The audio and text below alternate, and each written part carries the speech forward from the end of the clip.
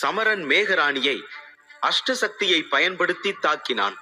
அவன் கைகளிலிருந்து பலத்த காற்று மேகராணியை நோக்கி வேகமாக வரத் தொடங்கியது. அதை தவிர்க்க மேகராணி தனது கைகளை காற்றில் நகர்த்தி சக்தியின் வளையத்தை உருவாக்கினாள். அந்த வளையத்தின் மீது பலத்த காற்று மோதியவுடன் பெரும் சத்தத்துடன் வெடிப்பு ஏற்பட்டது. தரையில் கிடந்த இலைகள் தூசியுடன் காற்றில் பறந்தன. வெடிப்புக்கு பிறகு சமரனின் உடல் சுமார் 5 மீட்டர் தூரத்திற்கு காற்றில் மேலே தூக்கி வீசப்பட்டது. ஆனால் அவன் விழத் தொடங்கிய போது வெற்றிடக்கை எனும் சக்தியை பயன்படுத்தி தன்னைத்தானே கீழே விழாமல் காப்பாற்றிக் கொண்டான். அவளுடைய பதில் தாக்குதலினால் அவன் ஆச்சரியமடைந்திருந்தான். சிரித்துக்கொண்டே சமரன் அவளிடம் ஒரு கேள்வியை கேட்டான். மேகராணி, நீ எப்போ அஷ்டசக்தி வித்தையை கத்துக்கிட்ட என்று கேட்டான்.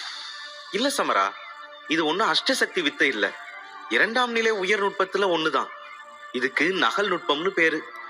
இதுல தேர்ச்சி அடைஞ்சா என்ன செய்யலாம் தெரியுமா? எதிரில் இருக்கிறவங்களோட தாக்குதல அப்படியே நகல் எடுக்க முடியும். நான் அதுக்குதான் முயற்சி பண்ணேன். ஆனா உன்னோட அஷ்டசக்தியை அப்படியே என்னால நகல் எடுக்க முடியல.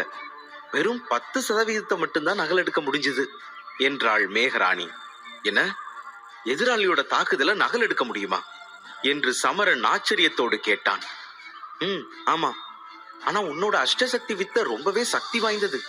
நான் மட்டும் இப்ப அபராஜிதன் தரத்துல இல்லைன்னா இந்நேரம் என்னால உன்னோட தாக்குதலை தாங்கவே முடிஞ்சிருக்காது என்றாள் மேகராணி.